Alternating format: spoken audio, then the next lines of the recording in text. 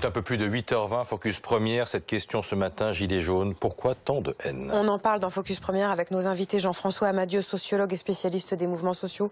Bonjour. Et merci d'être là. Face à vous, Denis Jacob, secrétaire général du syndicat Alternative Police. Bonjour. Et Laurent Neumann. On voulait d'abord vous faire écouter ce que disait hier soir sur BFM TV Laurent Nunez, secrétaire d'État au ministre de l'Intérieur, au sujet d'abord du caillassage de ce fourgon de police sur l'autoroute A7 à Lyon. Écoutez-le. Ce qu'on voit dans ce film, finalement, c'est emblématique du mouvement.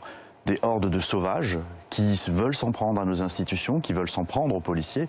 Et vous savez, c'est depuis le 17 novembre que les manifestations autour des Gilets jaunes sont émaillées de violence. Et de l'autre côté, je veux saluer la réaction de ces deux policiers, et notamment de ce qu'on appelle le chef de bord. C'est-à-dire que la personne qui est à l'avant, qui est à droite, c'est le chef de patrouille. Et c'est quelqu'un qui est d'un calme absolu, du début à la fin, malgré la violence de ce à quoi on assiste. Denis Jacob, est-ce qu'ils auraient pu à un moment sortir leurs armes? Bien évidemment, s'ils n'avaient pas fait preuve d'autant de sang-froid et de professionnalisme, malgré les circonstances et la peur dans laquelle notamment notre jeune collègue conductrice était. C'est une situation de légitime défense. Pas là, mais s'ils n'avaient pas pu se dégager du véhicule et qu'ils avaient été contraints de le quitter pour leur propre sécurité, et s'ils avaient été mis face à des casseurs armés, je le rappelle, vu la vidéo de pavés, effectivement, ils auraient pu, pour leur propre sécurité, utiliser leur arme de service, puisque c'est leur seul outil de protection face à des dizaines d'individus qui étaient là pour s'en prendre à eux physiquement. Les policiers et les gendarmes d'ailleurs, font-ils pour garder leur sang-froid? Il n'y a pas eu de dérapage. Non, mais c'est à noter. Et il faut relever que la police française est particulièrement bien formée. Alors il y a peut-être des choses à améliorer, bien évidemment.